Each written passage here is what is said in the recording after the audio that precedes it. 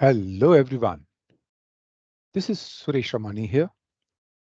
On the eve of the Indian Republic Day, I'm back with a new video, this time on Article 15, which is one of the most important fundamental rights enshrined in the Indian Constitution. I believe that as Indians, we should have a fair understanding of our Constitution, which is one of the best in the world. So let's get going.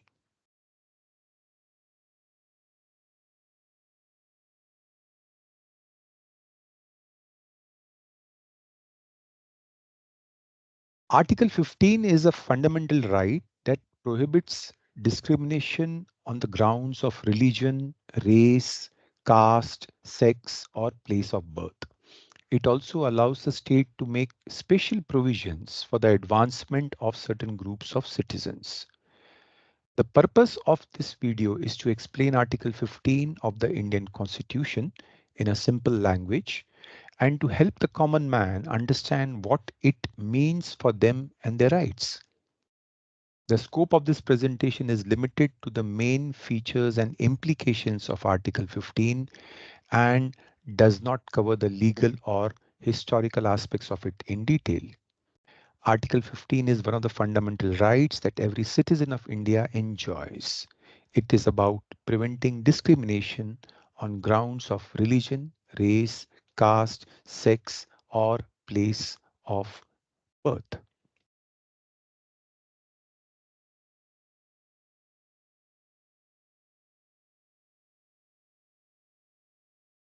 Clause 1 of the Article 15 says that the state cannot discriminate against any citizens on the grounds of religion, race, caste, sex, or place of birth. This means that the government cannot treat you differently just because you belong to a certain group or a community. Article 14, which I have covered in a previous video, outlaws discrimination in a general way and guarantees equality before law and equal protection of law to all persons. Article 15.1 expresses a particular application of the general principle of the equality contained in Article 14. The word discrimination in Article 15.1 involves an element of unfavorable bias. This clause protects the equality and dignity of citizens by ensuring that they have equal access to opportunities and resources, and they are not subjected to any bias or prejudice based on their identity or background. Some of the case laws that illustrate the application of this clause are State of Madras versus Champakam Dorairajan.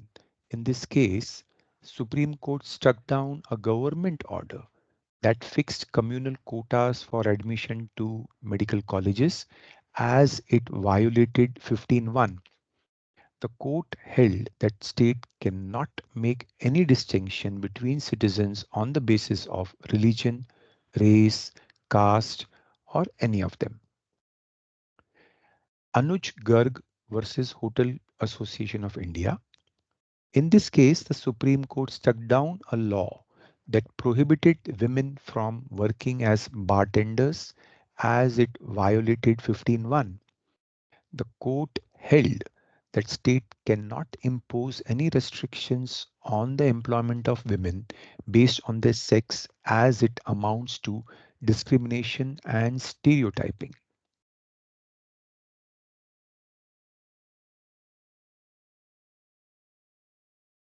Clause 2 of Article 15 says that no citizen shall be subjected to any disability, liability, restriction, or condition on grounds of religion, race, caste, sex, or place of birth with regard to access to shops, public restaurants, hotels, places of public entertainment, or use of wells, tanks, bathing ghats, roads, and places of public resort, which are maintained wholly or partly out of state funds or dedicated to the use of general public.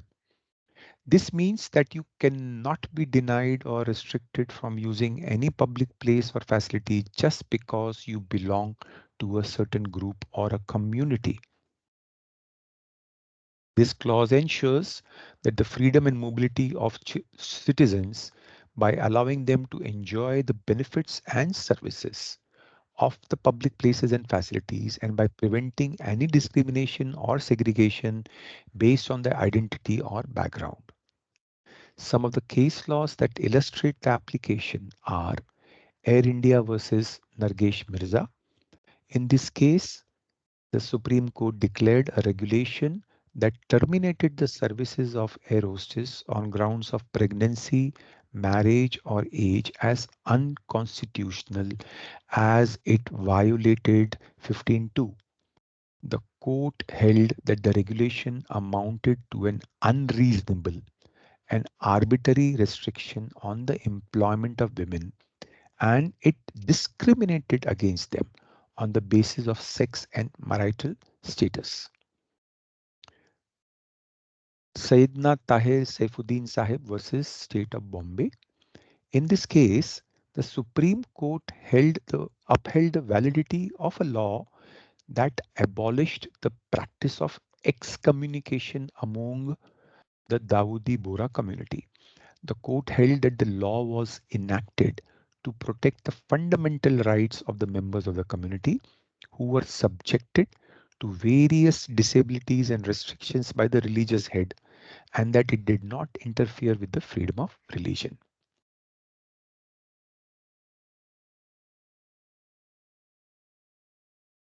Article 15.3 and 15.4 constitute exceptions to 15.1 and 15.2. According to Article 15.3, the state is not prevented from making any special provisions for women and children. So clause 3 of 15 says that nothing in this article shall prevent the state from making any special provision for women and children. This means that government can make laws or policies that favor or benefit women and children in recognition of their historical and social disadvantage and vulnerabilities. This clause empowers and protects women and children by ensuring that they have equal opportunities and rights and that they are not subjected to any discrimination or violence based on their sex or age. Some case laws, Municipal Corporation of Delhi versus Female Workers Muster Roll case. In this case, the Supreme Court granted maternity benefits to female workers employed on casual basis as it was a special provision for the women under 15.3. The court held that the right to maternity benefits was a part of the right to life and dignity, and it applied to all women workers irrespective of the status or nature of employment. Vishakha versus State of Rajasthan. In this case, the Supreme Court laid down guidelines to prevent sexual harassment of women in workplace as it was a special provision for women under Article 15.3. The court held that sexual harassment was a violation of the fundamental rights of women and it created a hostile and an unsafe work environment for them. The court also directed the government to enact a law on this issue which resulted in a Sexual Harassment of Women at Workplace Prevention, Prohibition and Redressal Act 2013. So what you see here is that the government is forced to make laws to protect the fundamental rights.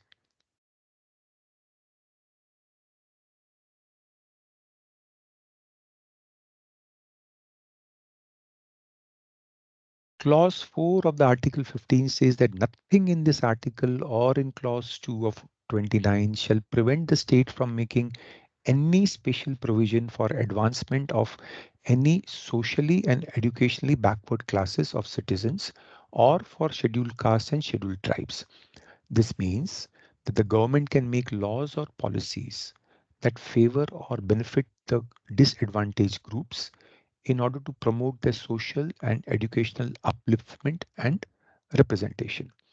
This clause enables affirmative action and reservation policies for the disadvantaged groups by ensuring that they have adequate opportunities and rights and they are not subjected to any discrimination or exclusion based on their caste or tribe.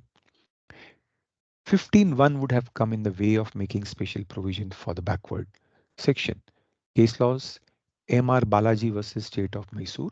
In this case, Supreme Court held that the reservation for backward classes should not exceed 50% of total seats, as it would violate the principle of equality and the right to equal opportunity.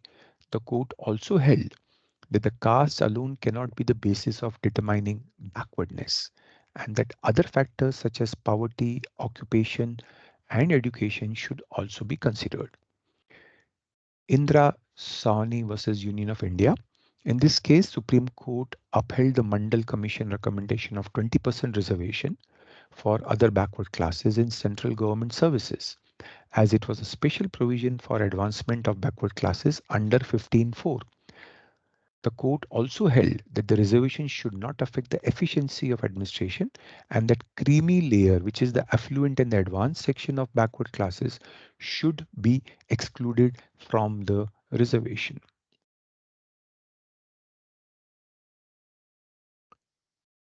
Clause 5 of Article 15 says that nothing in this article or subclause for Article 19 shall prevent the state from making special provision by law for advancement of any socially and educationally backward classes of citizens or scheduled castes or tribes for special provisions related to their admission to education institutes, including private education institutes, whether aided or unaided by the state, other than the minority education institutes. This means the government can make laws or policies that favor or benefit the disadvantaged groups in relation to their admission to education institutes, including private ones, except the minority ones. Some of the case laws: Ashoka Kumar Thakur versus Union of India. In this case, Supreme Court upheld the constitutionality of 93rd Amendment 2005, as it was a special provision for advancement of backward classes under 15.5. P.A. Inamdar versus State of Maharashtra. In this case, Supreme Court held that state cannot impose reservation on unaided private minority and non-minority institutions, as it would violate their autonomy and freedom under Article 19(1)(g) and Article 31. The court also held that state can only regulate the admission process of these institutions to ensure fairness and transparency, and that state can encourage them to adopt voluntary reservation for the disadvantaged groups.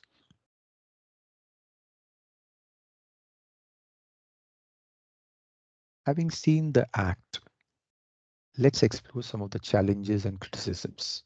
The biggest criticism is that merit and excellence is being sacrificed on the altar of reservations.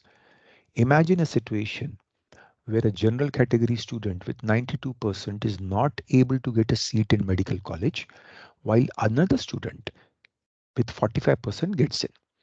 This is not fiction, but real situation which happens every time. The original articles forbade discrimination, but subsequently more and more exceptions were incorporated. So today you have a situation where an extremely well-to-do family, which is classified as backward, continues to get government patronage, and a poor family who are not backward class struggle to get what they deserve. Is it fair? This is building resentment. The lack of clear and uniform criteria for identifying the backward classes and economically weaker sections. There is no consensus on the definition and identification of these groups, and different states and central government use different parameters and methods to determine their eligibility and extent of reservation and affirmative action. This leads to confusion, inconsistency, and arbitrariness in the application of Article 15.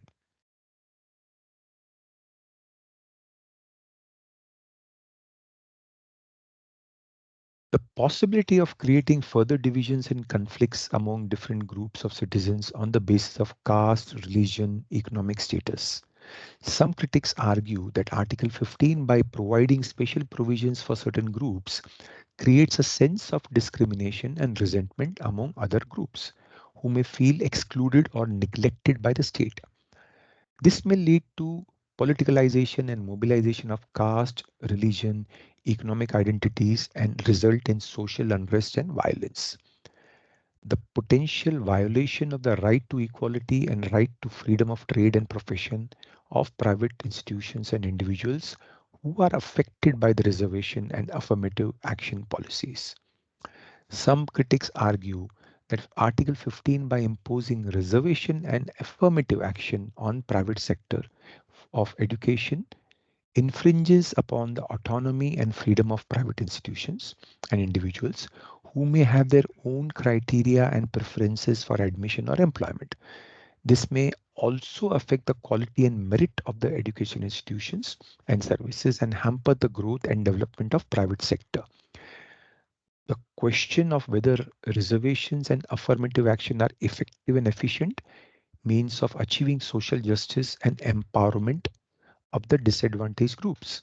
Some critics argue that Article 15, by providing reservation and affirmative action for the disadvantaged groups, does not address the root causes of their backwardness and deprivation, such as poverty, illiteracy, malnutrition, health, and infrastructure. They also argue that the reservation and affirmative action may lead to dependency and complacency among the beneficiaries and prevent them from achieving their full potential and excellence.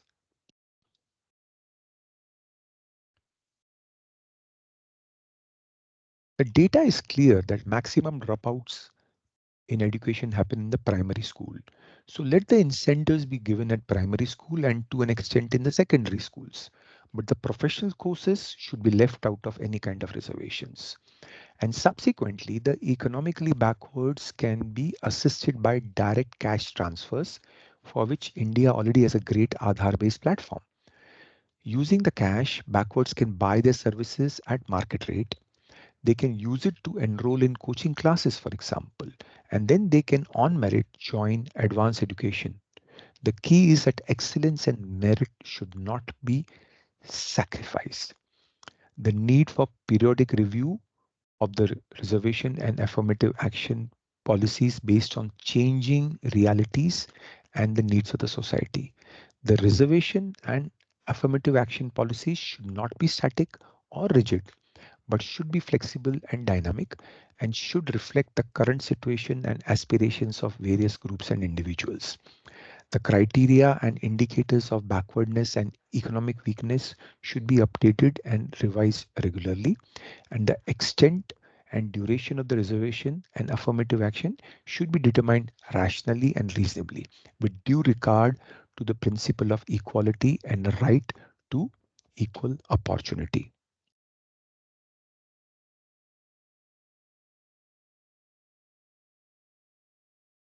Article 15 is a fundamental right that protects citizens from discrimination on grounds of religion, race, caste, sex, or place of birth.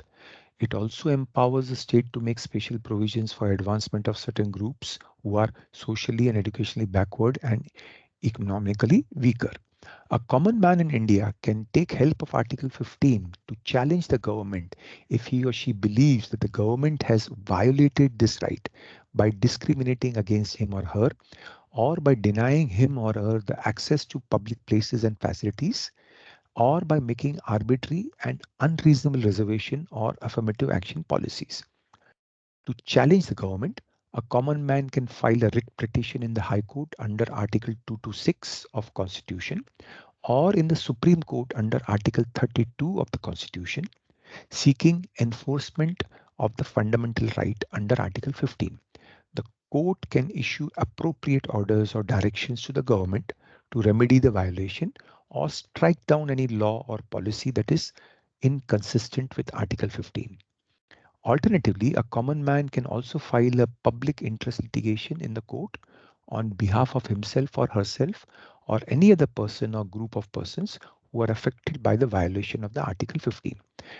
A PIL is a legal action that seeks to protect public interest and uphold constitutional values.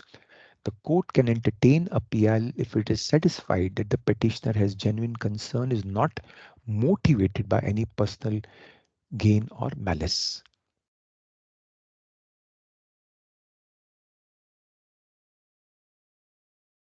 I hope this video has given you some insights on Article 15. Our constitution is fascinating and has answers to many of the ills. So let's promise that we will use our constitution to ensure that no one tramples on our rights as granted by the constitution. Thank you very much and have a wonderful day ahead.